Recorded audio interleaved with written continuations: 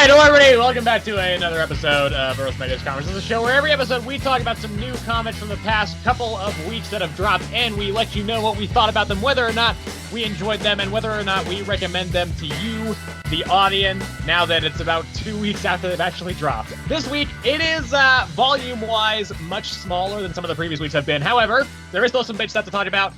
New issue of the Department of Truth dropped today, the week we're talking about this episode for, as well as stuff like new issues of Immortal Thor, X-Force books starting up, some Infinity Watch stuff, some Absolute Power stuff. However, the big thing this week, I would say, is the finale of Blood Hunt. Blood Hunt number 5, written by Jed MacKay, with the artist being Pepe Larraz. This is the finale of Blood Hunt. It's not technically the finale of the Blood Hunt event. There are 2 more tie-ins that technically follow this one. However, it is the end of the Blood Hunt core series. And Sebastian, I feel like there's never been a better time for me to say this than right now. New mask, same task. Or should I say new task, same mask? Or I could also say, which would also be accurate, new Sorcerer Supreme, same mask or task.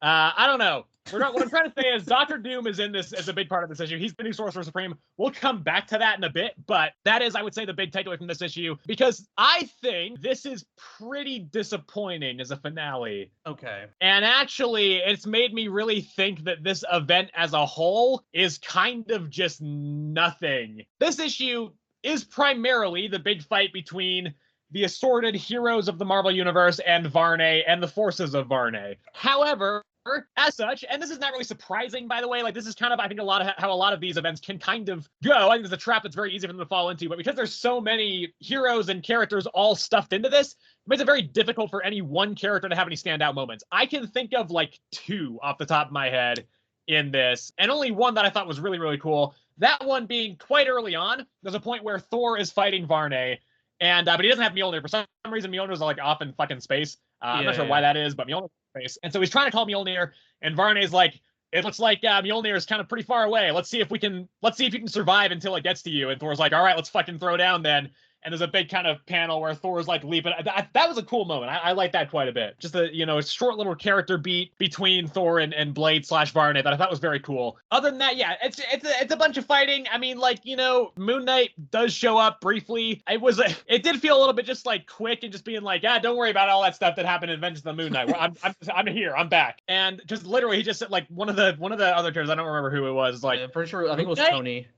Yeah. I don't know, whoever was like, Moon Knight, and he's like, yeah, I'm back, and then he just starts fighting everybody. I'm like, okay. Yep. And then the other kind of big character moment is Brielle shows up with Dracula, and she goes and she stabs Blade through the chest. I guess it's like a thing where it's like only the spawn of Blade or Varney can then kill him and then get both of them like depossess. I don't know, some supernatural nonsense thing. But because Brielle is Blade's daughter, and Blade has been mostly taken over by Varney at this point, her stabbing him on her own doesn't work. So then Miles comes in, and since he is the spawn of Varney, he then also stabs Varney / Blade, and that ends up ending the possession. So it does just end up like exorcising Varney from Blade. Blade is just laying there. Do you want to ask the question that you always ask, Sebastian? I feel like you're going to bring it up anyway, so it might be a good time for me to just let you take that particular plot point.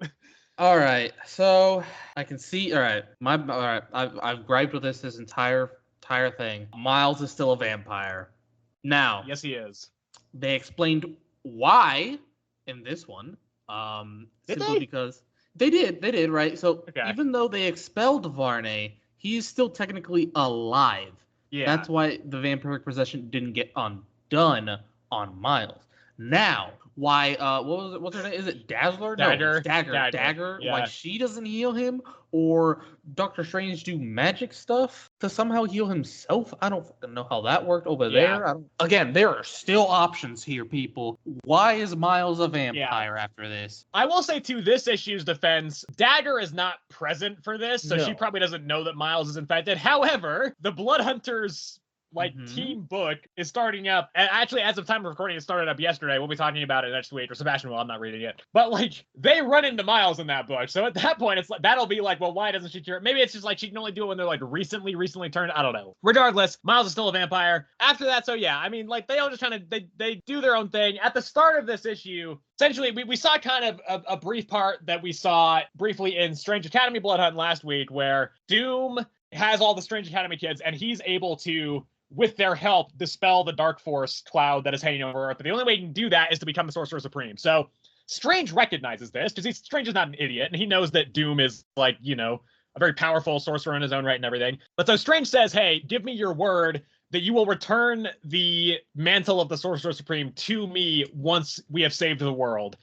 And Doom does give his word, and immediately, because I knew going into this that Doom was going to take over as the Sorcerer Supreme. Marvel has not been coy about that. They have been advertising that since before this issue even came out. So I knew that it was going to transfer over to him for a while. And so when I saw that, I was like, ooh, I don't know about that, because that would imply that Doom would break a promise to Strange, which Doom does not do. But to this issue's credit, it does find a loophole where after the whole thing is over, Strange is like, well, you know, we saved the world. The vampires are gone. Give me back the title of the Sorcerer Supreme. And Doom is like, yeah, I promise to give it back to you once I've saved the world. And in my eyes, the world is not saved yet. So I've got some work to do. And then eventually I'll give this back to you. Yep. So I think that's fine. That's a loophole and workaround that I can kind of live with. And that is kind of where the issue kind of ends. I mean, officially, like, Doom does broadcast to every screen in the world saying, like, hey, I am the Sorcerer Supreme now. We got work to do. And that's kind of where the issue officially ends. And so I think, to me, this ending, it's put a lot of stuff in perspective about this event as a whole. Because I think, like, at the start of this event, I've mentioned before that this event kind of feels like it dropped out of nowhere. And in contrast to Absolute Power, which has been built up for so long and kind of has had so much, momentum building through all these other titles, this just kind of felt like it dropped out of nowhere. It didn't really feel built up to. It just kind of felt like it was just there. And now, to me, more cynically, this feels like the sole purpose of this event was to make Doom the Sorcerer Supreme. I do not, because I just the whole vampire threat of this, to me, it almost never felt legitimate. Like, outside of the first issue, which I do feel like was the first issue presented this whole thing as a credible threat to the universe. Yes, I do think that. However, every other issue after that, I have not really felt any tension or stakes. Some of the tie-ins I have, not many, but some of them. But in the core event, I have not felt for a single second like the heroes were really on the back foot. I mean, we had the second issue, the Avengers just fucking defeat the Blood Coven. And then, third issue was kind of just them planning everything. Fourth issue had the triumphant return of Moon Knight. Big moment for the heroes. And then this issue, they just resolve it. And the other thing is, I was going to title this episode, Who is Going to Bite It in the Blood Hunt finale? Because that's kind of been the tagline of this event, right? Like, who will bite it? However, fucking nobody does. Nobody dies. There's no consequences to this event besides the fact that Doom is now the Sorcerer Supreme. And so, to me, right? Oh, and I wouldn't be hold on. Miles is still a vampire. That's a consequence. Okay, that's right. Miles is still a vampire. Forgive me. I forgot. And here's the thing with this, though, is I would not be so cynical about that had we not just gotten the announcement of Downey being Doctor Doom in the MCU. So now, no, seriously, now I just feel like this has just been a marketing move to provide synergy with the MCU and link up with that and try and build hype in concert with the movie universe. Because this is not an uncommon thing in the comics for that to happen. That is why Kamala is a mutant in the comics right now, which is not something that I have a problem with, but it's clearly there. Like, that was never a thing until she became a mutant in the MCU. So I think genuinely that is kind of a big part of what has kickstarted this whole, like, Age of Doom thing. Now, I do want to be clear, on the other hand, I actually do think that Doom becoming the Sorcerer Supreme, kind of being the catalyst for the next, chunk of Marvel, is a good idea, because I do think that this now makes it seem like the next couple, years or however long for Marvel is going to feel more like that Absolute Power kind of build-up, where Doom being the Sorcerer Supreme is this looming threat in the background that is actually having ripples through a whole bunch of titles that will then culminate in a big thing later on down the line. As opposed to, again, Blood Hunt, which just popped up out of nowhere and then it just is gone. And technically, the Blood Hunters are going to be cleaning up some of the vampire stuff going on in their own book.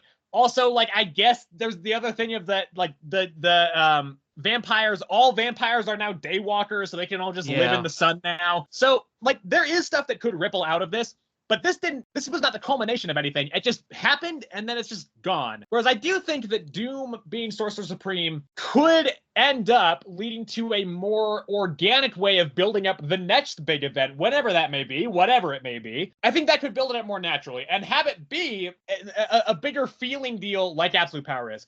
So I'm hopeful for the future of that, but I think as an issue itself and as an event itself, this ending feels very cynical to me, and also just feels kind of messy, because it's just like it just doesn't feel like there's any real stakes to anything here. And so while this event had cool moments, and we'll get to more of the like full event stuff later, once we finish talking about the other two tie-ins, but outside of a few very cool moments in the core series, and I'm talking mainly, I'm really honestly mainly talking about the return of Moon Knight.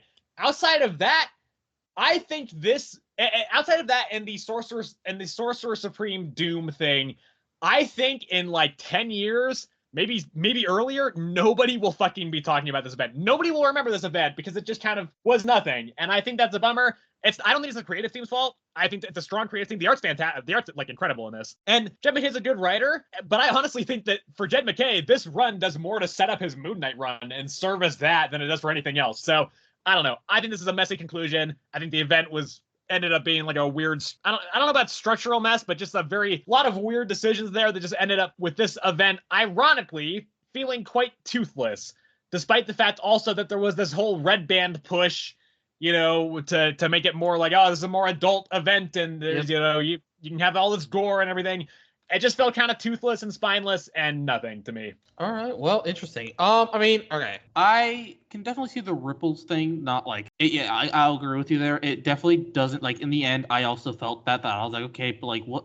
It's like the whole point, like, it definitely felt like the whole point of this was really just to give, like, to literally just make Miles a vampire and Doom Sorcerer Supreme. Like, and bring back Moon Knight. And bring back Moon Knight. We can't forget that big tidbit there. Yes. The biggest tidbit being Miles is still a vampire, obviously. But, like, honestly, like, I don't, like, it definitely did feel like, it was just like, I finished reading this, mostly, like, all of Bloodhunt, not just specifically this one, but just, like, all of Bloodhunt, and I was like, okay, that was it? Like, I felt like we've had other events that, like, I've definitely felt like, they're more on the back foot than anything else, and like this one, it's like literally it was just the first one where I felt like the stakes were actually there, like, oh shit, like everybody's fucking like dying right now. But after that, like the tie-ins, like the biggest thing for me with the tie-ins is that, like, usually you don't see how it affects just regular everyday people, and I think it was, I don't remember, it was one of the was it the Moon Knight, is it Moon Knight tie-ins? It was Moon Knight 6. Yeah, it was Moon Knight 6. Yeah, okay. Where you really saw like just like the amount of dead people because of this event, and for me that was like that was like one of the biggest things about it. It was just like you don't usually see how it affects normal everyday people, but this one you like they really they focus a bit more on that aspect in this one as well. And so like for me that was like one of the biggest things about this whole event. But like for the hero side of things, it was like it really didn't feel that big of a deal, honestly. Like it really ultimately it just doesn't. Everything just like gets resolved. Like honestly, it feels like super easily. Obviously with like some stakes being like, obviously I assume it wasn't easy for Strange to actually give up being Sorcerer Supreme or whatever. The whole Varney bit. Okay, so right. So I guess so. Dracula is a child of Varney, yeah. I don't know. Maybe. I swear he might have mentioned that. I just don't remember. Yeah. I don't know. Okay, and then also, why are all vampires daywalkers now? Is it because Varney isn't? No fucking idea. Yeah. They glossed over that too. They were just like, yeah, all vampires are daywalkers. And it's like, what? Why? Yeah. Because the Dark Force got like, what?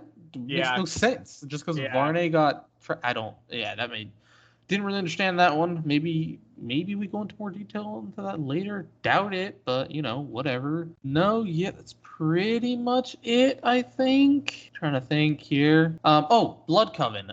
They're still alive. Also, they didn't actually get defeated. I think that'll be the plot of Blood Hunters. It's them kind of going after the Blood Coven. After the Blood Coven? Okay, yeah. So that's, and because they're obviously very strong, because even in this one specifically, like the first one and this one, the Avengers weren't able to really do anything against the Blood Coven. It was only that second one where they kind of just got the jump on the Blood Coven that they were really only able to do something. Because the first one, the Blood Coven got the jump on the Avengers, obviously, and so they weren't able to do. The second one, it was the opposite, and in this one, it was like kind of evenly matched. But even in this one, like the Avengers were like not holding their own against the Blood Coven. So I mean, Varney was dealing with Thor mostly until like kind of the very end ish. But the Blood Coven themselves were fine. They ran away towards the end for some reason. Honestly, they could have taken them all, but whatever. And yeah, I think that's it now. I think that's everything I've got to say on this piece right here. Honestly, what to give this? because I liked the start of this one. I don't know. I'll give it a 7, honestly. I'm giving it a 6, I think. That's the thing. I didn't have a bad time reading it. I just the whole time was being like, this feels like I just don't know why this exists other than to give Doom the Sorcerer Supreme title. So yeah, exactly. Yeah. Okay, well, we're gonna knock out the other 2 Bloodhunt stuff right here at the start as well, which means that the next thing we're gonna be talking about is Fantastic Four number 22, written by Ryan North. The artist is Ivan Fiorelli, and then there's the weapon distraction backup in this one as well. Ryan North, Javier Durón. That's the same. They did 3 of those weapon distraction backups this week. They're all written and drawn by the same creative team. I'm not going to mention that again because I didn't read any of them. But yeah, that's the creative team for that. So this issue, it starts off kind of right at the same point that the last one ended, where they're all sitting in like Madison Square Garden, with their lights protecting them from all the vampires. All the people that Reed and Alicia have saved, they're all there. And then the lights go out and the vampires can attack again. So Reed kind of transports everybody to the basement. In the process, he gets pretty massively wounded. He doesn't get infected or anything, but he does like actually start bleeding and tear his skin and everything from stretching too far. And then he goes around. He makes this he goes around and with the help of Alicia, goes around and collects a bunch of stuff to make a machine that is it's a vibrational resonancy kind of thing. Yeah. Where it will reverse the vibrations of the vampire blood, but leave the normal blood in the vampires alone. In theory, then repelling the vampires and potentially under enough actual continued, vibrational fucking whatever frequency shit could potentially just revert them back to human. But you'd have to actually of course make sure that they're not running away for that to actually work. So this test does work. And after everybody's safe in the basement that Reed transports down there, he goes out to test this more in the streets, and that's when he sees that the skies open up and the Dark Force stuff goes away, and then he sees the Doom Doom broadcast himself, and he's like, oh no, that's a problem. Then on the other side of it, we have the rest of the Fantastic Four family just going around and kind of trying to survive the vampire outbreak and help some of their neighbors around as well. Kind of the big moment there is that Johnny is able to just replicate the kind of flame from the sun enough to actually hurt and distract the vampires and everything. So they're able to kind of take stuff in shifts, with Sue using her force field to shield them all when Johnny needs to sleep, and then when Sue needs to sleep, Johnny will go and kind of fend them all off with his flame and everything. And that's kind of it for the issue. I will say, I think of the 2 parts of this issue, I definitely preferred the stuff with Ben, Sue, and Johnny going around and trying to just save people and everything and fend off the vampire hordes. The Reed stuff, the Reed and Alicia stuff, I just found to be kind of boring. I was kind of not that engaged with that part of it. It was fine, but I just thought it was a little bit dull. Fantastic cover, really great cover from Alex Ross. It's super cool. But the Reed part of this, I just thought was kind of dull. I will say though, I disagree to your point earlier about Vengeance of the Moon Knight number 6 being kind of the best showcase of just how this event has impacted just the people on the ground. I think this one's actually kind of better at that, because it shows the heroes going and helping and saving those people on the ground, and you get to see kind of an actual ground level view of what it's like for a normal person to be just surviving in this world. Because we did see the impact in Moon Knight, but it was basically just Reese walked around that corner and saw everybody dead in the street. This is we see what it's like to be just a normal person trying to actually outlast the vampire apocalypse. I think it's a better showcase of that. That in a way though, I just thought this issue was kind of boring. The Johnny and Sue and Ben stuff was better, and I didn't mind that. I thought that was decent enough. But the Reed stuff I just thought was kind of boring. I mean, yeah, this one was all right. I don't really like Fantastic Four, so I haven't read too much of Fantastic Four for that reason. Yeah. So I haven't really seen Reed actually injured. So for to see him actually injured just because he stretched so far so fast, and to actually learn that if he does that his literal his skin just tears apart because it can't handle it. I've never seen that before in the comics, in a comic with him in it before. So that was oh, okay, that actually makes sense. I don't the one thing I kind of don't understand, I know I'm pretty sure he explained it in the last Fantastic Four issue as to why they can't bite through him, bite him specifically. I think it's just his skin is so elastic and rubbery that they can't actually tear through it. It just kind of, their teeth don't get enough of a purchase on it. No, yeah, exactly. That makes that part makes sense. But for me, right, with rubber, and sharp things, eventually that can just puncture. It doesn't have to like rip, it just pressure down where it's like I don't know if that truly wholly like sharp things for me, like if a dude ran up to Reed with a knife and tried to stab him, I don't think he wouldn't be able to stab him, is what I'm saying. Right. I don't know. I mean, Reed has been shot before. Well, at least I was saying it just kind of bounced off him. Yeah, shooting is different, right? Because I guess like new age bullets, like they're a little bit pointier than like, let's say like a musket bullet, obviously. It's a round ass ball, but like a bullet. That's the problem. Everybody was shooting Reed with muskets. That must have been what it was. No, I was just saying like I think like it's a bit different there from a fucking like straight ass like pointy knife to like something else. I don't know. I'm kind of like I don't like Fantastic Four that much, but besides that, this one was all right. Alicia gave him like a motivational speech. Also, some random dude in the crowd just knows the Fibonacci sequence as well. I mean, you get enough people in a room. One of them's doing it. Like it was established that there was a shit ton of people in that area. One of them's gonna know the Fibonacci sequence. The odds in all of New York, they got the one guy that knows it. There's more than one guy who knows the Fibonacci, especially in fucking New York. No, I know. I'm not saying that only one guy in New York knows the Fibonacci sequence. I'm saying the odds in the vampire apocalypse that they save one person that actually knows the Fibonacci sequence by heart. Like they don't have to look it up. I don't think that's that big of a stretch. Do you know the Fibonacci sequence? No, I don't, but I fucking suck at math. You know this. I couldn't tell you 10 people that I know the Fibonacci sequence. Yeah, it's not common, but if you got that many people in a room, I'm sure somebody would know it. Brother, get me 20 people in a room and ask them if they know the Fibonacci sequence by heart. Okay, 20 people maybe not, but I think there were like hundreds in there. I'm just trying to make a point. Okay, make a point here. Like the odds, like you're 20 people. The odds. I don't think the odds are that steep, but whatever. What else? The family bit, the family part was also boring. I don't know, man. I understand why they put it in there, obviously, because they're part of Fantastic Four too. But I don't know. I didn't think anything of it, honestly. For me, I think it's that I think Reed or maybe not is, but can often be the least interesting member of the Fantastic Four. Not always. Sometimes it's really cool, but I think he's oftentimes just like the big brain, technobabble kind of guy. And when you just kind of put him away from, so I think most of the time he works best when he has somebody like Ben or Johnny to bounce off of. But I think when he's just kind of, so that's why I think Ben and Johnny are just more fun characters. So I had more fun with that part of the issue than with the Reed part. Yeah. I mean. Yeah, I don't know. I didn't really have fun with either parts, honestly. Like, for me, they were both just kind of the same. Just like, all right. Like, they were so, like, this issue was so far apart from the last one. Like, it wasn't, like, hard to remember or anything like that, honestly. But it was just like, I don't know. It was fine. Yeah, I don't know. It was fine. I gave this probably a 6 on this one. I'm giving this one a 5. And that's despite, by the way, I do like the Fantastic Four quite a lot, but this one didn't do it for me. Going hard on the ratings here today.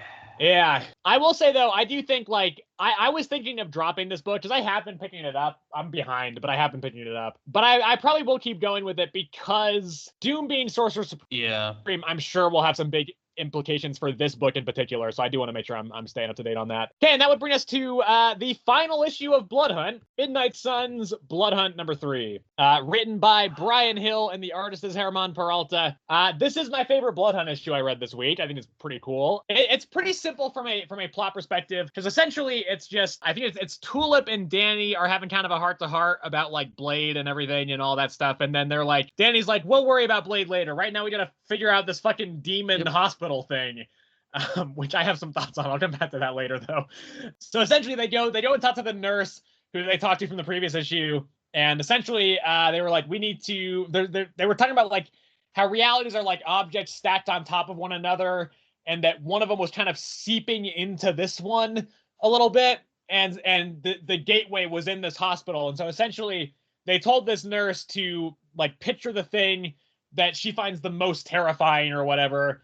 And then that will draw out the creature that's kind of causing this. And then they take out the creature and then subsequently shut the gateway. So they do exactly that. It was the thing that this nurse was very like freaked out by was on Halloween a while back, some college kid died in a car accident and he was wearing like a clown mask or something, and his skin was like all scorched off. So it manifests as that. It kind of like, was moving through the hospital. It's going after the nurse, and then the Midnight Suns just show up and they take it down pretty easily.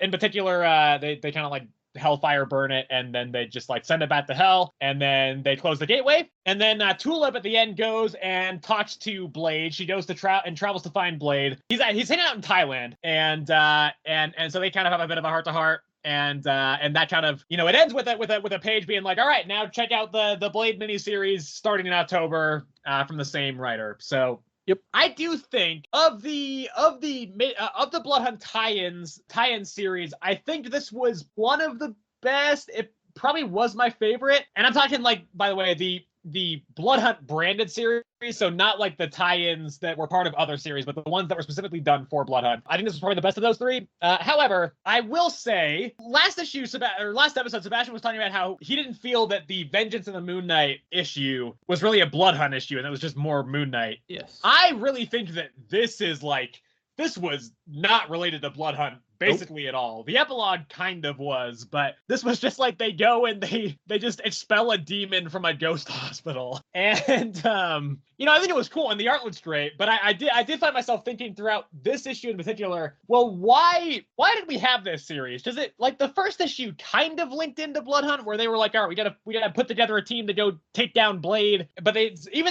kind of did like a little a side quest mission before they recruited one of their members. And then in issue number 2, they started the ghost hospital plot, and Blade very briefly showed up, but you could have taken that out and not really anything would have changed. And then this is like barely linked to that at all. So I do think like this was strange as a Blood Hunt tie-in, but I think it was pretty effective as like a supernatural horror-esque kind of miniseries. I think it was cool, and that was really helped along by some really great art. I will be checking out the Blade series in a couple months. We'll see how good it is. It is, again, the same writer as both this series and the previous Blade volume, I should say, which I was kind of mixed on, but I think I did come away mostly liking it. And this series has convinced me to at least give that next one a try. So I will be picking that up. As for this series, it was not bad. I think it was a solid addition to the series. Honestly, give me a more useless tie-in. I mean, let's like, honestly, all right, let's, like, this is just like, what are we doing here, man? Like, what? We could have ended this with 2 on it. We didn't need this third one. We didn't. Yeah, but then how would we have wrapped up the Ghost Hospital story, Sebastian? We didn't even need to start the Ghost Hospital story. I agree. But they started it, so they had to finish it.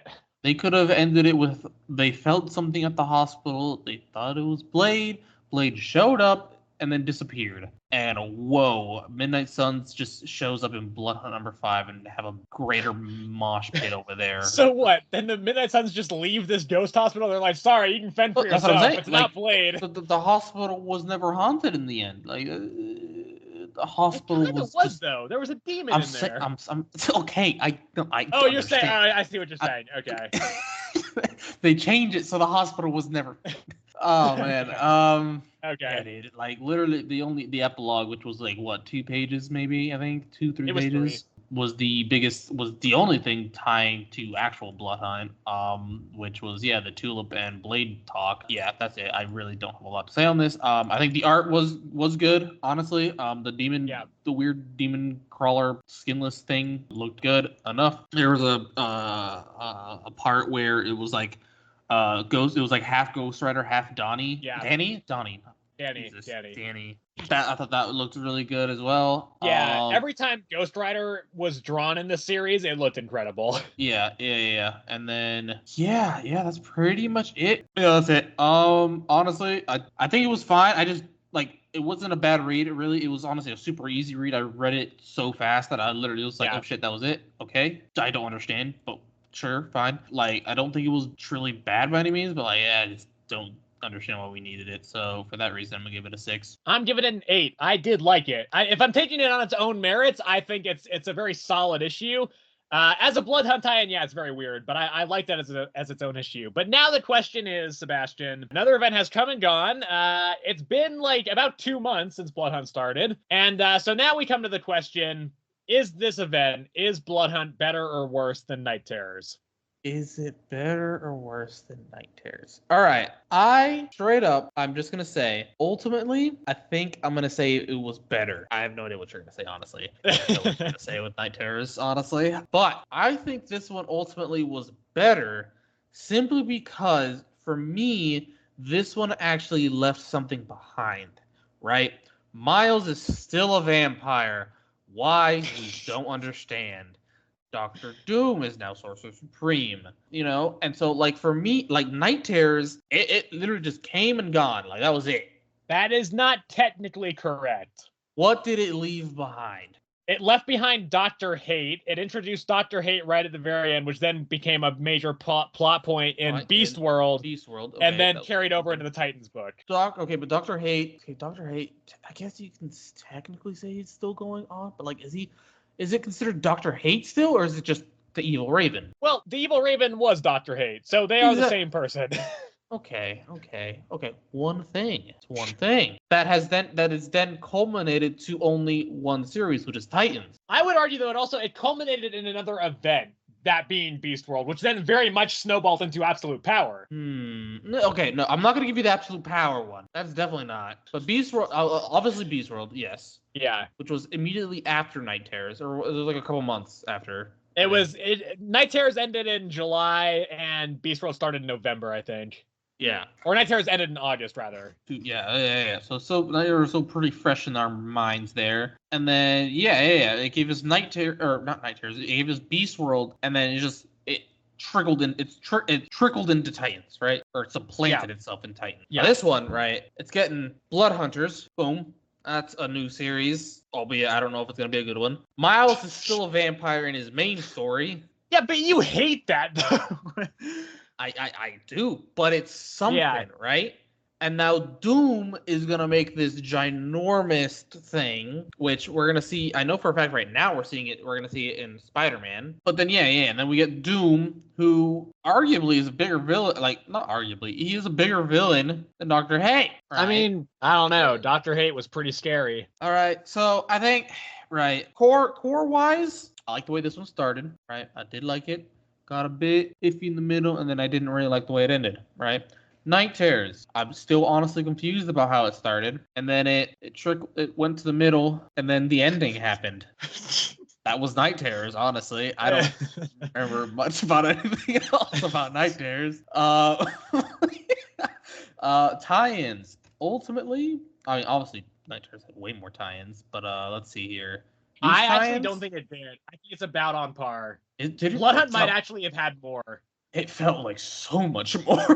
Here's the thing. I think the reason for that is because Blood Hunt happened over 3 months, whereas Night Terrors happened over 2 months. So it just was more compressed. Yeah. Oh, yeah. No, I get that. It felt like so much more, honestly. But overall, I think tie-in wise, like, I didn't really like the Union Jack one. The Midnight Suns one was just useless in the end. Strange Academy. Strange Academy, it actually did something because it tied in very well into the core. It did, but it sucked. It wasn't. It was a bad series.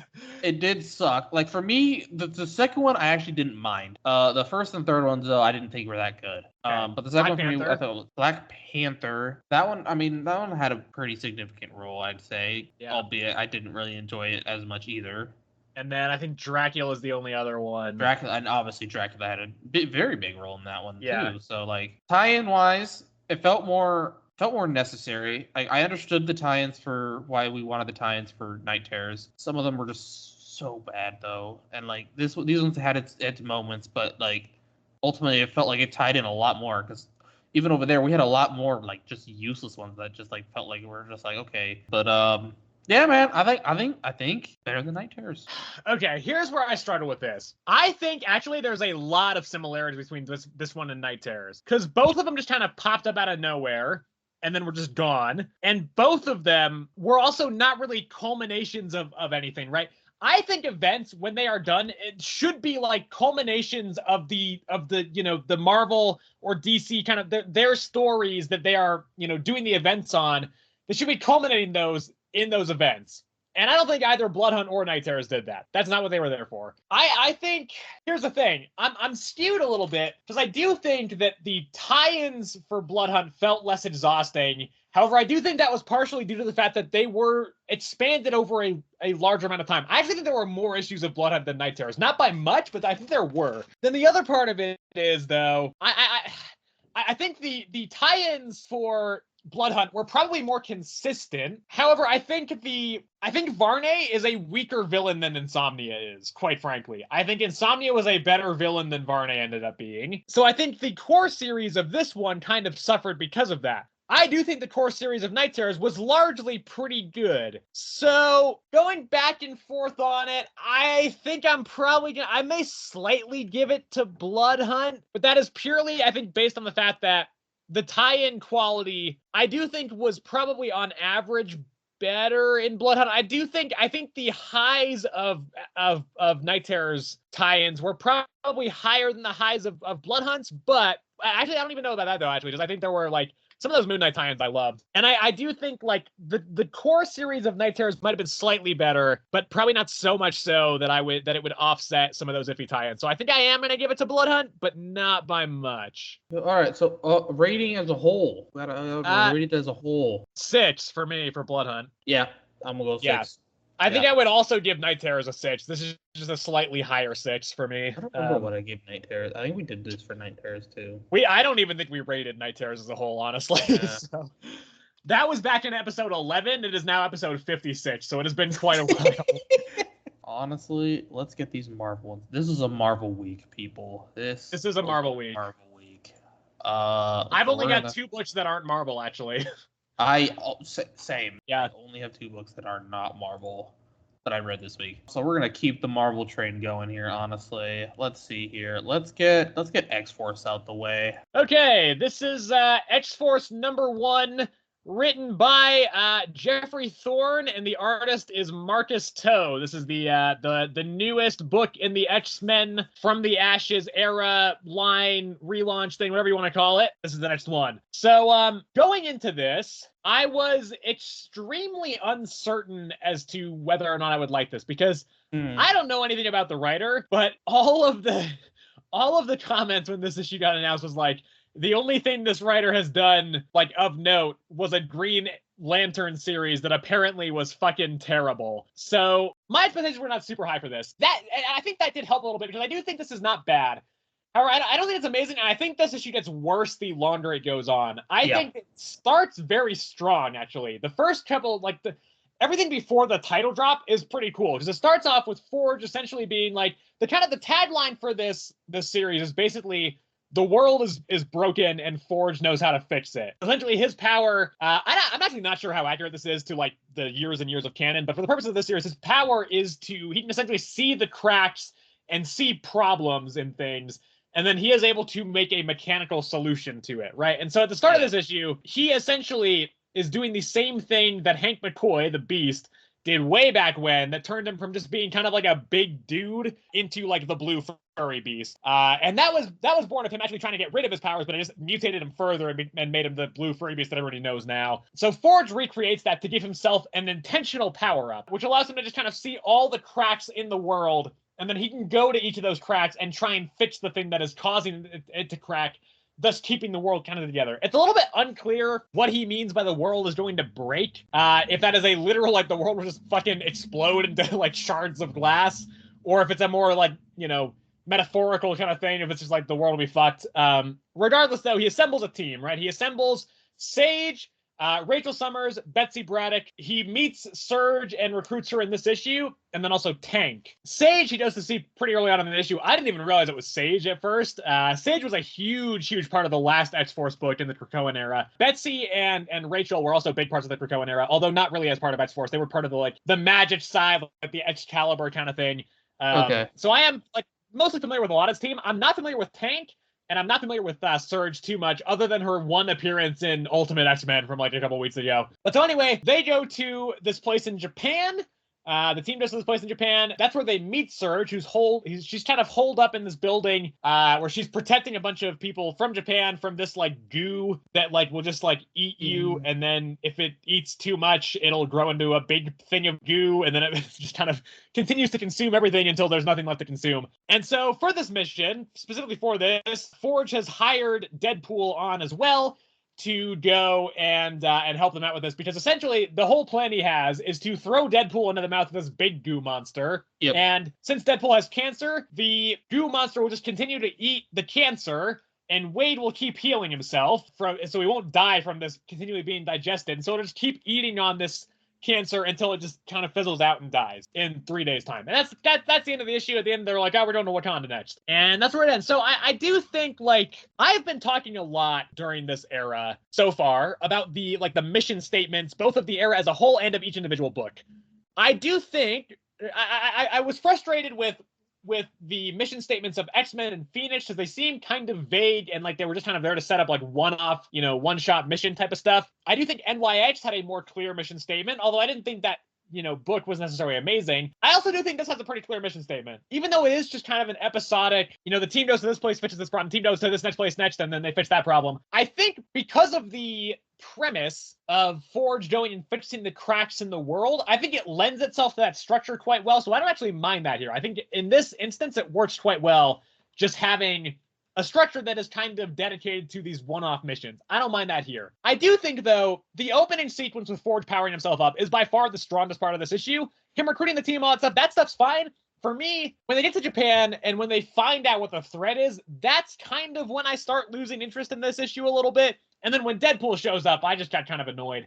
I think this is the closer to the like annoying kind of Deadpool writing. I don't know. That part just didn't do it for me. And I think the way they resolved the situation, like I guess it's kind of clever, but I was just like, yeah. And the goo monster looked kind of goofy. So for me, like once that was introduced, I kind of stopped believing the threat, and that kind of did leave the issue feeling not all that great. However, I think there's enough here that I am interested to see how this develops. And I think actually because of the episodic nature that this series seems like it will be following, it could lend itself to some cool, like, one-off ideas that maybe wouldn't be explored in a more kind of overarching thing. But here they have the room to experiment with that and to do some of those cool ideas. So I think it's a decent start. I am interested to see where it goes. It is not something that I was immediately like, wow, that was super cool, though. Man, this has been so far my least favorite X-Men. Yeah. From the new, from the Ashes or whatever it's called. I didn't like this one that much, honestly. All right. So the beginning for me, I didn't understand it at all. I mean, like I've heard of. Okay, so from the team, I've heard of two of them. Yeah. Captain Britain and Forge. Yep. The others I have no idea. And then obviously Deadpool. I'm not gonna whatever. Yeah. But he's a guest star. He's not really here. Yeah. But Forge, I don't know what his powers are. I know Captain Britain has something to do with she has some sort of telekinetic stuff. Besides that, I don't know the extent of her powers either. But so the beginning part, I wasn't really understanding. Like I understood that he did that to power him. He did the experiment again to power himself up. I didn't really understand the whole my powers are to fix things that are broken, but with mechanical counterparts like that. What the fuck does that mean? Honestly. And then I guess for me, towards the end of this, when they're getting on the plane and he says all right, we're going to Wakanda, he holds up an orb thing, right? And I was like, okay, the orb is telling him what to do. Is it? Well, that is that's like a fuck. What was the orb? We have to ponder another orb, Sebastian. We're pondering an orb again. Yeah, I think they do explain it. I think it basically just tells him where to go and what to do, essentially. So his power is to ponder an orb. Yeah, his power is pondering the orb. All right. See, that makes a little bit more sense. He should join this podcast as a third co-host. He'd be great on this show. We're all about pondering the orb here. We ponder orbs all day over here. Tank is, I don't know, man. He's barely in this. He's barely in this. He shows up with Deadpool. Honestly, I felt like the characters were super lackluster. For me, this does X-Force, they should have Deadpool in here. I don't agree with you. When you say, I don't agree. This is one of the annoying Deadpools. I actually didn't find him annoying at all. I felt he felt Deadpool, but he felt like he didn't feel more Deadpool than his main one right now. but I didn't find him annoying at all. Like for me, when he gets super annoying is when he's like dealing like the Wolverine like extraction ones. I've been like skimming those. That one for me is like annoying when he just doesn't shut up. Like this one, like he talks, yes, he makes quippy jokes though. Like they're not. It's nothing like just like obnoxious. Like obviously for the characters he's obnoxious, but for like the readers, it's like he brings kind of like a lightheartedness to like kind of a dark situation, and especially in this case. Yeah, the way they like the goo monsters, I don't. So I guess the goo monsters was the crack that they were trying to solve, right? Yeah. Where the goo monsters came from was Mr. Sinister. They mentioned that. They do mention that, yeah. Right? Yeah. Yep. Well, they didn't say it was specifically him, but they say it was from a company that he owned. Yeah. Okay. Yeah. They, I guess, I don't remember if they made an experiment gone awry or they were purposely making those. Something like that, I think. Yeah. Something along those lines. The goo monsters were. It looked weird. I ultimately I don't really understand why they were so dangerous. I think they like absorbed people or whatever. Yeah, kind of seems like it.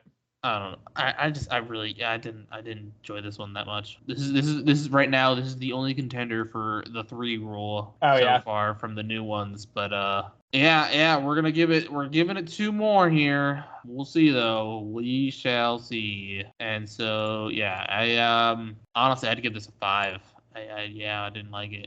I think I'm gonna give it a 6. I didn't love it, but I am somewhat optimistic for where this could go down the line. Okay, let's move on here to Sebastian's favorite series. Let's do Spider-Gwen. This is Spider-Gwen, the Ghost Spider, number 3, written by Stephanie Phillips. The artist is Federica Manson. So, Sebastian, I haven't been a huge fan of the Spider-Gwen series so far. Take a guess. How do you think I feel about this issue? Honestly, I mean, probably worse than I feel. I'll be honest, and I didn't really like this one. Wow. Okay. Here's the thing. I did like this one. You like this one? Series. No. Yeah. No, it is not the best. It is not the best. This is my favorite issue of the series. No. Yeah. Okay. So here's the thing. Here's the plot. Right. Here's the plot. So this issue starts out with Spider-Gwen going around and doing a bunch of shenanigans.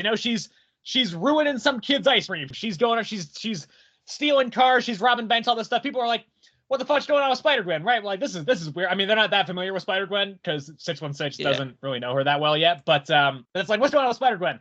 So when we cut to Gwen is actually like captured somewhere. I don't really know if that. I'm assuming that happened in the last issue. I just don't really remember it. It is. It did. And then she sees a vision of her dad. This is the one part I was like, I don't know about this. She sees a vision of her dad, and her dad's like, sometimes you can't just punch everything. You have to be like a flower growing up through the pavement. And it's presumably a hallucination, but this was the one part where I was like, I'm not sure about that. So then anyway, in this whole thing, she kind of like freaks out and then just suddenly develops like Godzilla atomic breath. She's like, rah, and then breaks out of the chains that she was held in. So then it cuts to she goes and meets up with the fake Gwen on the streets as Chameleon. We kind of know that from the start. They don't tell us, but it's pretty clear. It's Chameleon, and so there's a big fight, right? They have a big fight, which I think is cool, actually. I think it's cool. I think the way their back and forth is written is solid. This is literally the only time I've ever liked the Chameleon in anything I've read him in. I fucking hate the Chameleon, but he's cool here. I like him. I think he's cool here. So, yeah, so they're fighting. I liked their back and forth here.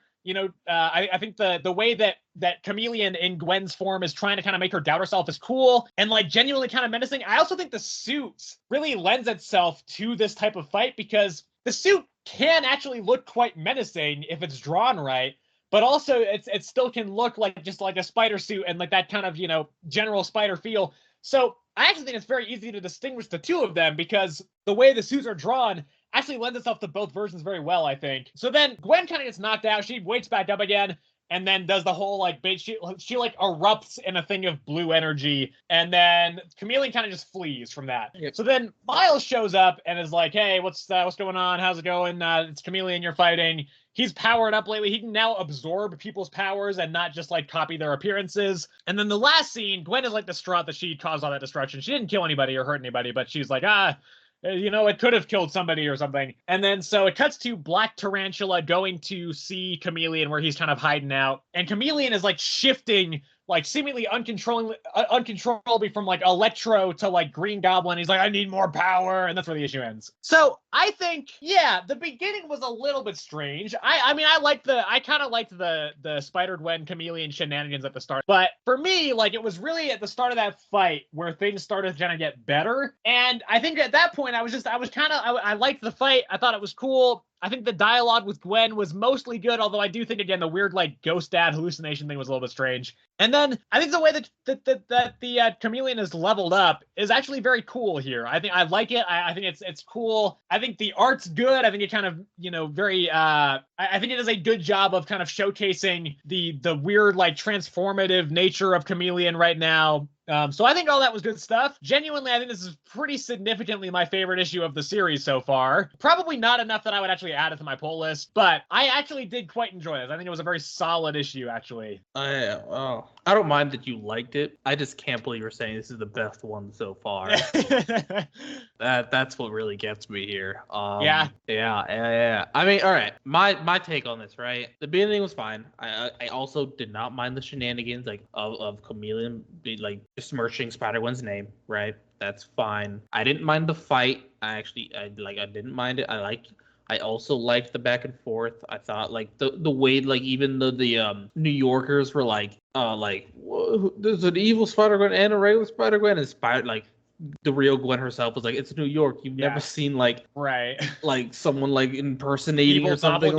Yeah, you haven't seen that yet. It's New York. It used come on. I thought I was fair enough. At this point, New Yorkers have got to be they've got to be used to this at this point. My biggest gripe is the new powers. I'm gonna be honest. I was wondering if that was your problem with it. It's just why I'm genuinely assuming it's because she's in this universe now, but she has been in this universe before, and this has never happened. I don't know, and even I don't think it's been that long. I think at this point it's been 3, maybe a week or something she's been in this universe. Yeah.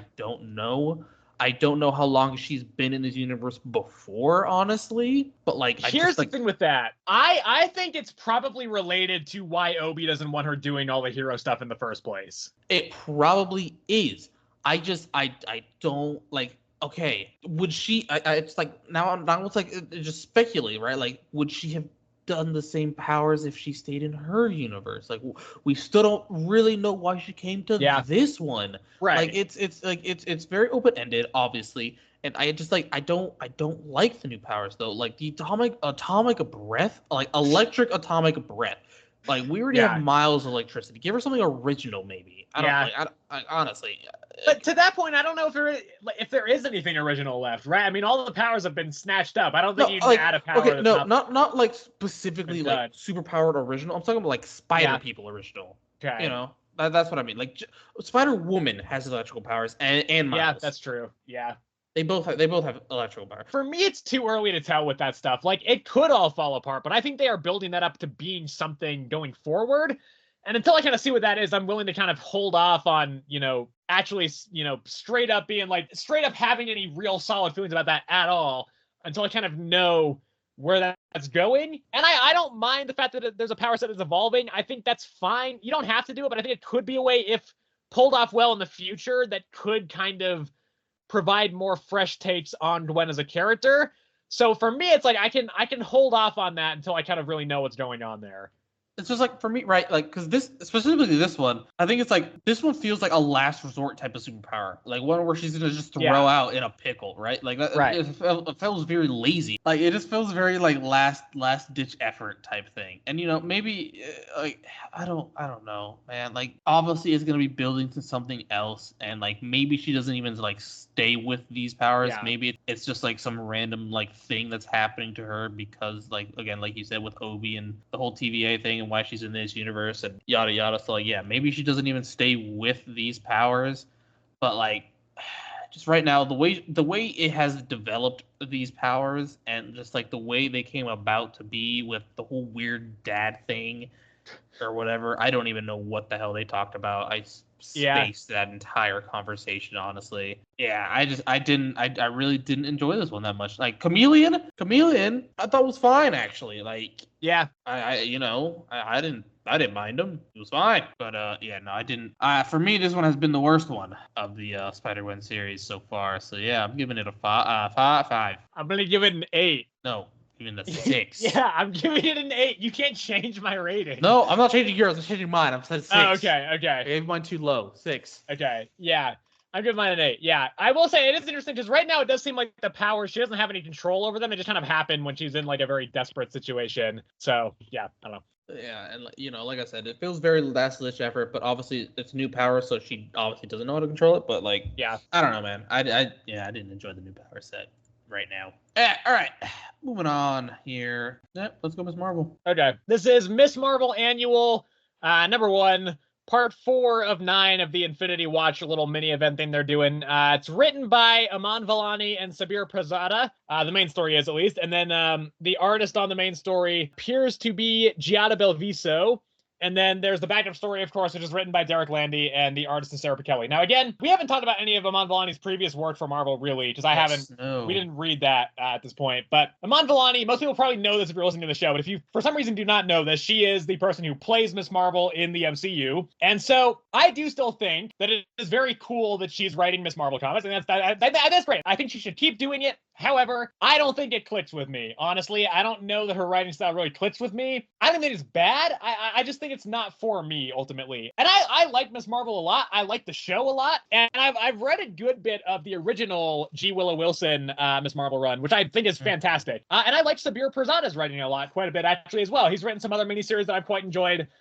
He's also a writer on the Miss Marvel show, so I think his writing is decent. However, I don't know. I've read this one, and I've read the first half of Aman Vellani's first miniseries during the Krakoan X-Men era, and I kind of have the same problems with both of them. I just don't feel like there's the stuff that kind of hooks me into the story. And in this issue, it's Kamala, Bruno, Nakia, and Zoe are all going to like the carnival. They're ditching school. It's the day before homecoming, so they get to some little shenanigans there. And then they go into like the circus tent where this guy, the synthetic human, I think, or synthetic person is what he calls himself. Yeah.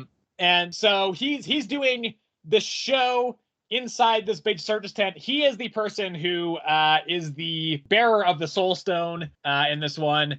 And so his powers, he can essentially, every soul in existence, he can kind of call forth and summon, and it can help him in battle, or he can do like parlor tricks with it or something. So he conjures up this dude's dead wife in the audience. The dude gets pissed and like starts attacking him. So Kamala shows up right as Multitude summons the Hulk soul, and then kind of there's a bit of a skirmish, bit of a fight. Ultimately, Kamala kind of stops the Hulk clone soul thing, but in the process kind of unintentionally knocks over a Ferris wheel where two of her friends are. So then her and Multitude work together to fix the Ferris wheel, and then they go and crash at like a gas station, an abandoned gas station, to kind of hide out, and until Multitude is just kind of settled and figuring stuff out. And so Kamala kind of gives them a hero speech about how she just goes around helping people and everything, and then Multitude gets inspired by this and goes after the Inventors, which is this race of like android birds, which are modeled after like famous, geniuses of the past. There's a Nikola Tesla one in there. There's a Marie Curie in there. Yep. So they've kind of been around for a while. They're a staple of Miss Marvel comics. They've been around for a while. And so he goes and tries to fight them. Doesn't really work. And then Kamala shows up, helps him out, and that's kind of the issue. Except right at the end, Multitude leaves to go kind of find his own path and runs into fucking your favorite character, Sebastian. Power Stone is back. Yeah, I know. He calls himself Apex. He's Apex now, yeah. So that's where the main story ends. And then the backup story is essentially just Fury goes to Coulson's grave, calls down Carol. They have a bit of a conversation about it.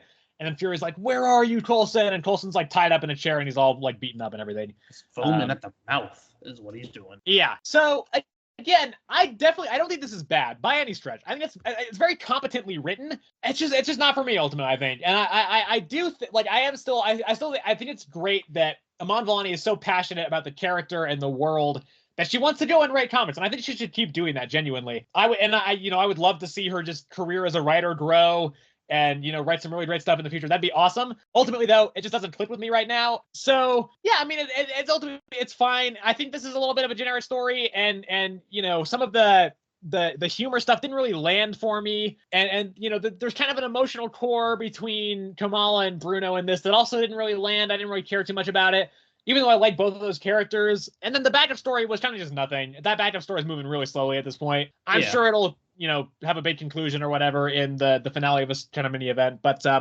yeah, it's fine, but I don't think anything special for me. I actually quite liked her writing in this one. I felt like it felt very Miss Marvel-ish. Yeah. Honestly, like it felt like where she's a hero but trying to be a teenager at the same time, and then also you saw like you didn't really see it too much, but like obviously she herself can't like truly be her because she's a mutant, right? And I guess we saw they mentioned it, but you saw more of that like mutant side of it in the Mutant Menace miniseries that she had. Yeah, which I have not read that one yet, but yeah, neither of us have. But yeah, that's why like her and Multitude like can't stay behind for the cops. But like ultimately, I actually quite liked the writing in this one. I think yeah, like I said, it just felt very Miss Marvel-ish. I think she's doing a good job of writing Miss Marvel. Multitude, I think, is fine. I didn't hate him actually as much as Apex. Apex has been the worst so far.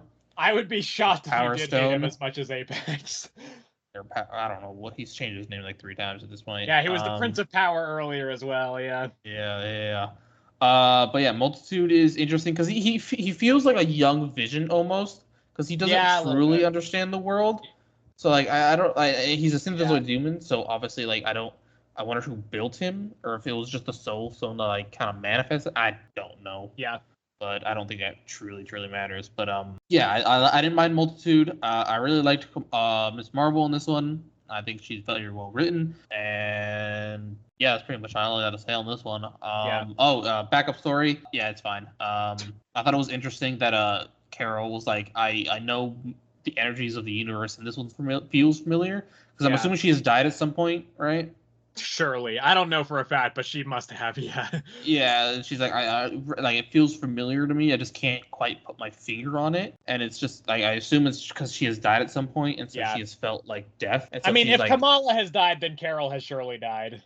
That is fair enough. Fair enough on that point. But yeah, I thought that was like I was like, oh, that's kind of clever there. But yeah, we'll see where that goes. But yeah, overall, I think this one was pretty alright. I'll give it a 7. I give it a 6. Nothing I don't think there's anything really wrong with this issue. Nothing I can point to and say like I didn't like that. And I do think like to this issu's credit and to Iman Vellani's credit, I think she has a very good handle on who Kamala is as a character. I mean, that makes a lot of sense. She's talked a lot about how she's read a lot of Miss Marvel comics, and obviously having played her, like she would presumably have a very good handle on her voice and everything. So makes sense, but yeah, this one just didn't really click with me. Let's just talk about the Department of Truth here, Sebastian. Department of Truth. Yeah, how much of this did you read this week? 1. Okay. Well, this issue that I'm talking about is 24, written by James Tynion IV, and the artist is Martin Simmons. As with last time, I will throw to Sebastian to see what he thinks about the issue he read, and then I will go into detail about the one that I read this week. All right. I'm gonna lay it all out here, guys. I forgot I had to read this one until about 10 minutes before recording. So I read this very fast. I remember bits and pieces. I still, for the most part, like the series. But I mean, I think if I remember correctly, it ended with him kind of seeing like they were like looking at this video of these kids, like this interview with kids, and then it like went to like some sort of like dream thing where he just kept yelling, "Get out of my head." That's pretty much all I can like really speak on, honestly. Yeah. They were in a diner. This one, it's been a while. Yeah, exactly. They were in a diner. It was God. I don't remember their names. There's only been 2 of them.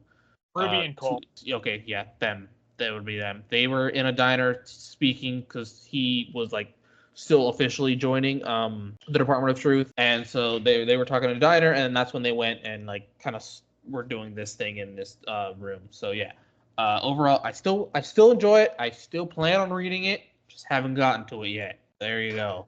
Okay. Well, yeah, this issue kind of it doesn't explore as much of the moments leading directly up to the assassination of JFK, but it shows the kind of build up behind the scenes. It deals a lot with Lee's kind of discussions with the Ministry of Lies beforehand, kind of that building up, and they're kind of they started to feel resentment towards JFK because he was kind of breaking down, their kind of vision for the American dream. And as a result of that, they felt like if they did not take him out, he would then dismantle the Department of Truth. In fact, he even actually said that he would dismantle the Department of Truth. And if that happened, then the Ministry of Lies wins, because then they know about the collective power of belief and how to shape it, and then there's nobody in the U.S. to do that. So the Department of Truth, they kind of panic, right? And so they're kind of like, well, we got to figure out some way to deal with this. Lee kind of suggests maybe trying to replace him in the next election and kind of get, somebody else elected. But then they also do float the idea of just killing JFK. And so it kind of leads up to that moment. And so we see Lee then talk to the Ministry of Lies, who essentially are like, hey, we're not going to stop you. We probably should, but I kind of want to see how this plays out. And then again, leading directly up to the actual moment where Lee takes the shot. We don't see that quite yet. That'll be next issue. But we do see him talking to Babylon is her name. And he's essentially like, I think I know who you are. I think I know what I have to do. Just tell me this is what I need to do. And that's kind of where the issue ends. I don't think I like this issue as much as the previous issue, but that's okay. It's building things up, and I think it does it very well. So I don't think this is amazing, but I do think this is still, I think it's very good. I think it's a very, very great issue, just not quite as good as the last issue for me, I don't think. All right. Well, let's switch off of Marvel now. Oh, did I say that I gave it an 8? I don't know if I did say that. You just said it was better than last. It was worse than last week. Okay, I'm giving it an 8 out of 10. All right, now we're switching off of Marvel and going to DC. All right, well, that next issue would be Absolute Power Task Force 7, issue number 3. Written by Jeremy Adams. The artist is Marco Santucci. This is literally only a week since the last issue dropped.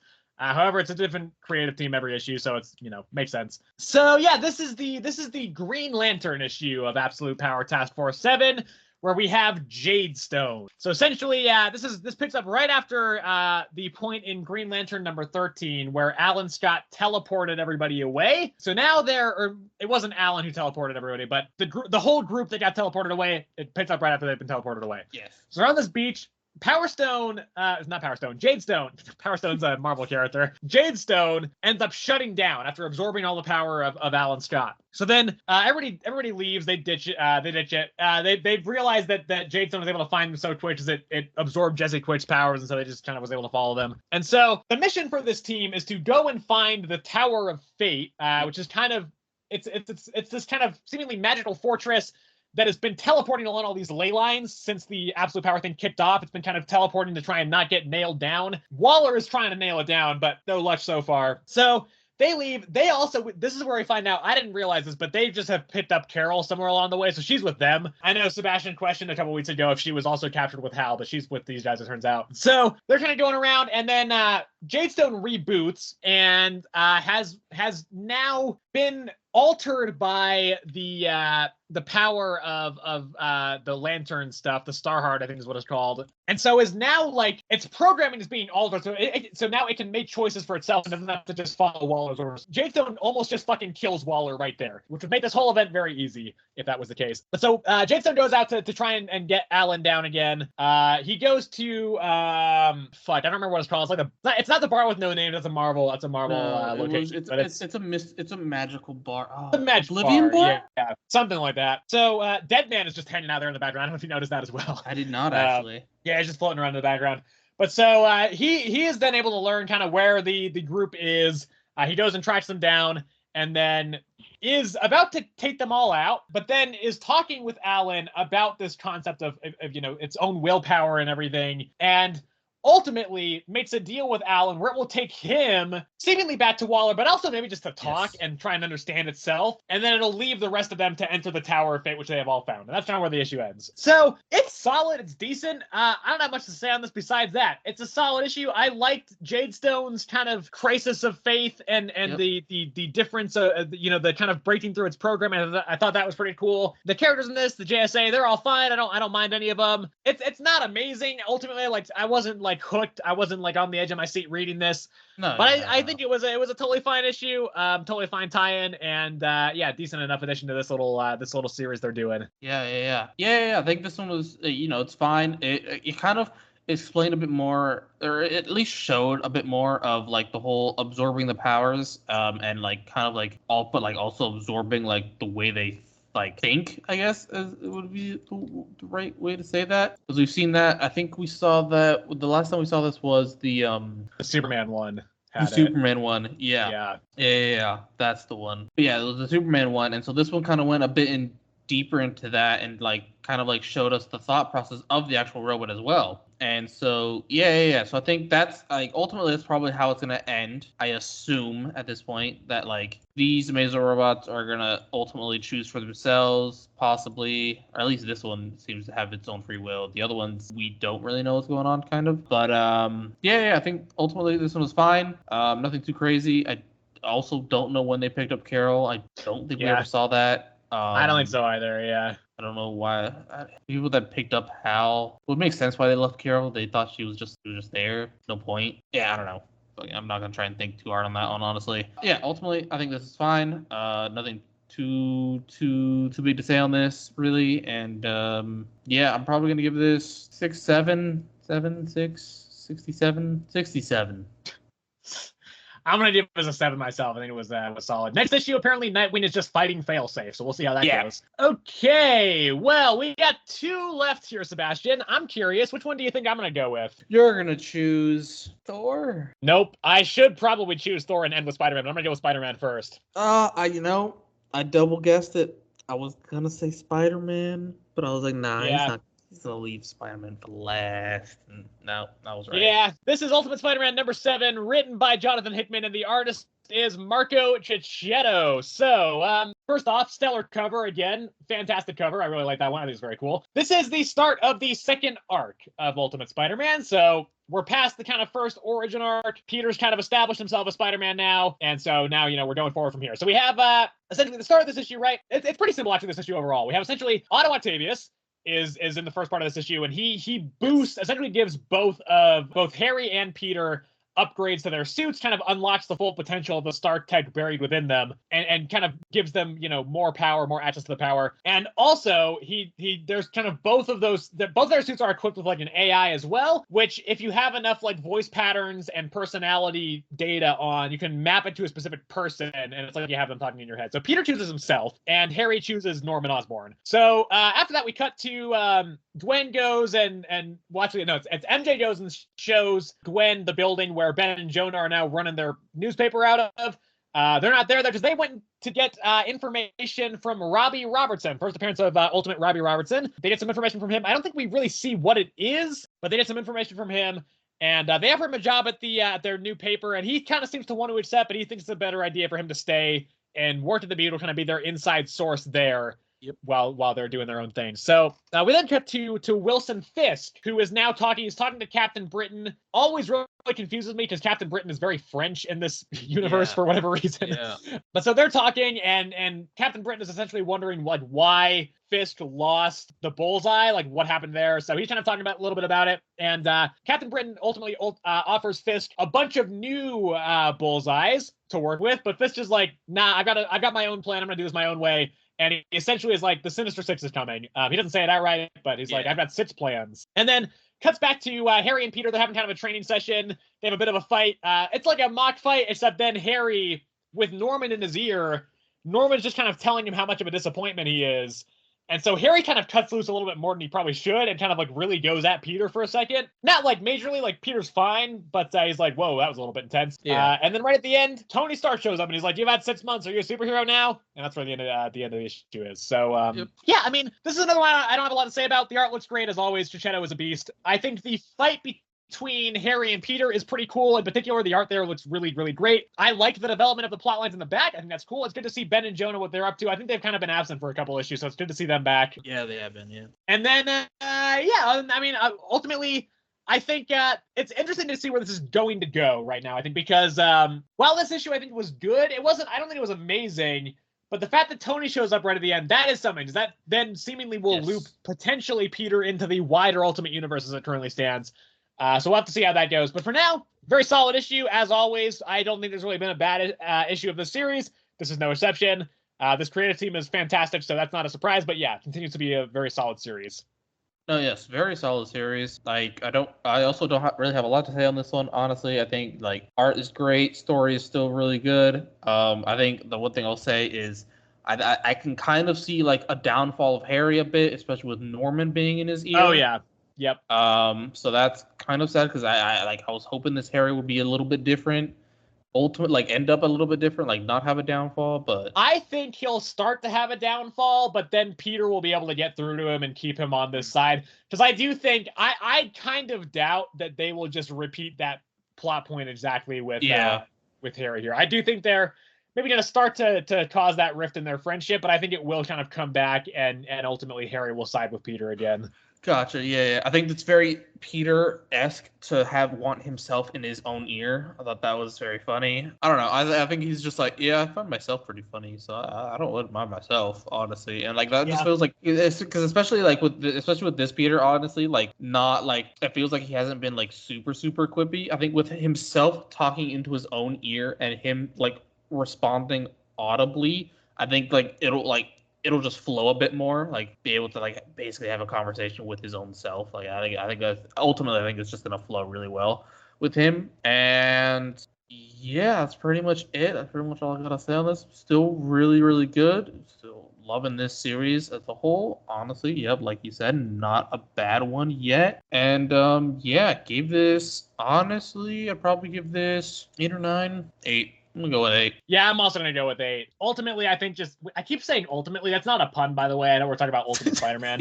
I realized that when I was editing last episode, we were talking about Ultimate Black Panther. We kept saying ultimately. I was like, okay. But I don't think this is to me. This is more about building stuff up for another big confrontation stuff later and not so much about doing something here, but I think it still works pretty well. And then, that will lead us into the final episode of the week, which is Immortal Thor, number 13, written by Al Ewing, and new series artist on this one, Jan Bazaldua. So, another stellar cover, by the way. This one has a lot of really fun just gags in the background that I really like. I really enjoy this one. This might be my favorite cover of the week. I just think it's fantastic. So, I didn't really like the last issue of Immortal Thor. I thought it was a little bit weak. I do think this is a much better return to form, although not reaching the heights that I think this series has reached. But essentially, first of all, by the way, this issue the first page of this issue is fantastic. And then it starts off mainly though with Thor going to Greece to go and hang out with Hercules, right? He's kind of doesn't want to go to the US right now because he's still got that whole he's been framed for murder thing going on. So he goes to talk to Hercules because Hercules has asked him actually to come there and help him with Nyx, who is the god of the night. So they go off, they try and find Nyx. She's kind of been gone for a while, but because there's been multiple instances, including Blood Hunt most recently, where kind of the world was bathed in eternal night, in full night, she was able to kind of come back, regain power. So she's just kind of been hiding out in the Antarctic. So Thor, Hercules, and Loki all go there, and they kind of have a big fight. Well, a little fight. They have a bit of a fight. Nyx's kids are also there. One of them seemingly captures Loki and then slits Loki's throat. However, Loki was actually just casting an illusion. Loki was fine, and the one kid of Nyx just killed the other kid of Nyx. Yep. So Nyx gets really pissed, obviously, and then ends up teleporting them all into this night domain, this other domain area. And then where it ends is that they go and Zeus is there for some reason. And Zeus is like, I will kill you all. Oh, no, hang on. It's not Nyx who teleports them in, though, is it? It's Loki. No, it's not. Yeah. Loki. Yeah. That's the other thing about this issue. They send Nyx off. They kind of get her out of there. She's like, no, my kids are dead again, because they've been dead in the past. And so Loki here again takes on the Loki goes into their true form and in the aspect of Thor's enemy again. Which the last time that happened was when Loki sent Thor into one of the tests. There's 3 tests that Loki is going to be sending Thor into. This is the second of the 3. And so Loki teleports both Hercules and Thor into this night space as part of that. So when enemy aspect Loki showed up, I thought that was really cool again. That stuff has been, I think, a highlight of the series so far. It hasn't happened often, but when it has popped up, it's really felt weighty and like a huge deal. I liked the start a lot. I liked the back and forth between Thor and Hercules.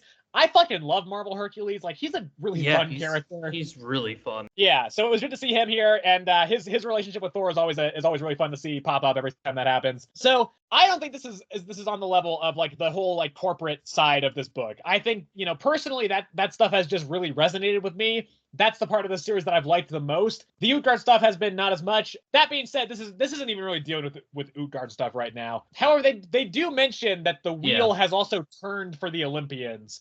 Tauros' wheel has turned for the Olympians. So it does kind of connect back to that a little bit through that way. And Hercules is kind of trying to kind of wondering what that's all about. But so, yeah, I do think like this is it's a step in the right direction, I think, after I think last issue's misstep. This does feel like a better, just solid issue. I think part of that is carried by the fact that the dynamic between Loki, Thor, and Hercules works really well. There's some interesting mystery stuff set up. I am interested to see the fight with Zeus next issue, but at the same time, that's not something that's really grabbing me, really hooking me. But, you know, I do think overall it's a very solid issue. I will say I don't love the new art in this. I'm not a huge fan of Gian Basaldo's art. It's fine, but I think after like Martin Cotolo's amazing art for the first part of the series, it does feel like a little bit of less of an art that's my kind of style in this series now. But it's not bad. I still think it's totally fine. So yeah, I like this issue quite a lot, and I'm excited to see kind of where the series is going again now. Yeah. I mean, I think this one was fine. I love Hercules, honestly. They felt like, I don't know why, but like I felt like they should have been like I felt like they should have been more like the stereotypical like bro, like, you know, like bros or whatever, where they're just constantly just like bro, like that type of thing. But they were like super respectful. They were like, dude, I'm sorry I didn't go to your dad's funeral. I was like, I understand you were busy. Sorry I didn't go to your dad's funeral. It's like, nah, man, you were busy too. We're all good. Now part of that impression might have been from the fact that they were both wearing like tropical outfits. That and man was wearing a man bun. What the heck? Yeah, it's true.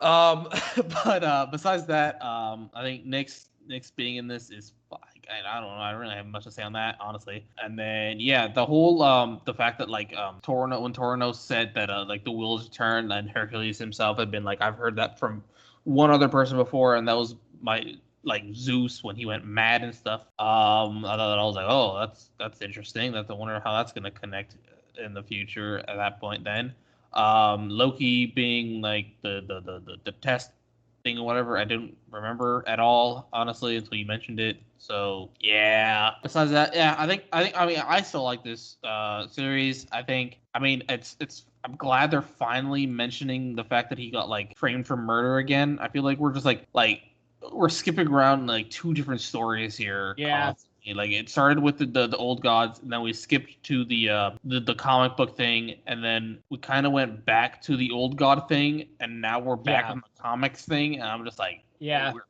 like it feels like we're dropping one, going really hard on the other, and then dropping that one, going really hard on the other one again, and I'm just like, hey, we're jumping here a bit too much, man. I don't like, let's focus, finish one, and let's move on, you know. But yeah, hopefully it all just comes full circle like nicely, and not just being like, okay, we're gonna do this one, end here, and then we're gonna go to this one, end that one, and then it's just. I hate to break it to you, but it looks like after next issue, it's gonna jump back pretty hard to the Enchantress and corporate story. So awesome, that's cool. Yeah, okay, that's fine.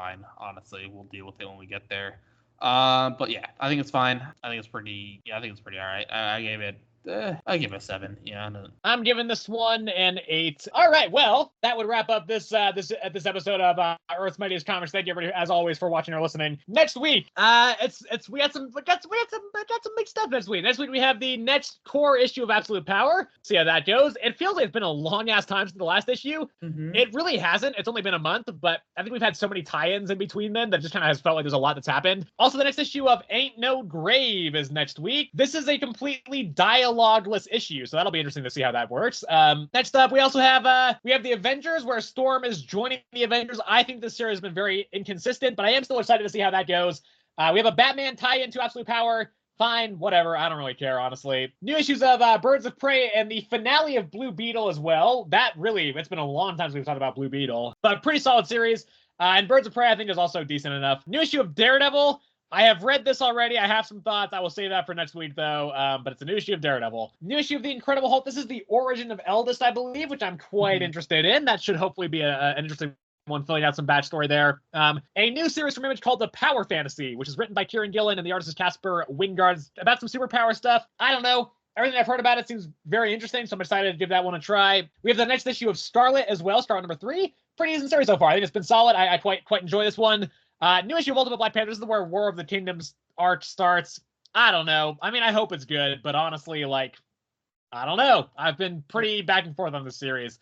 And then also the next X-Men book as well, Uncanny X-Men number 1, which is the Gail Simone, David Marquez creative team X-Men book, which I'm quite excited for. It's a good team on this one, I think. It's Wolverine, Rogue, Jubilee, Nightcrawler, and Gambit. So hopefully that one will be good as well. I like that team lineup, and I think the creative seems pretty good as well. Is there anything on your end you would like to shout out? All right. We got Blood Hunters, where Miles is still a vampire. Yep.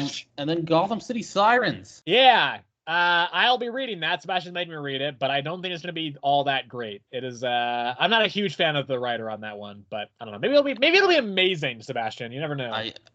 Looking at these reviews, I don't think so. Oh no. Okay, well, as mentioned, that wraps it up for this episode. Thank you everybody for watching or listening. If you are on YouTube, you can of course like the video if you enjoyed it. You can also subscribe to the channel if you would like to see more of our videos, and you can also hit the bell notification if you would like to be notified when we post new videos so you do not miss any. You can also leave us a comment, let us know what some of your favorite comics are from the past couple weeks have been, and if you have any recommendations for us that we are not currently reading that you think we should be reading. You can also get in contact with us at earthsmightiestcomicspod@gmail.com. That is our email address. That is all one word. And you can also follow the show over on Spotify if you'd like to be notified and not miss episodes that are posted over there. So yeah, as always, thank you everybody for watching or listening. And remember, as always, new mask, same task.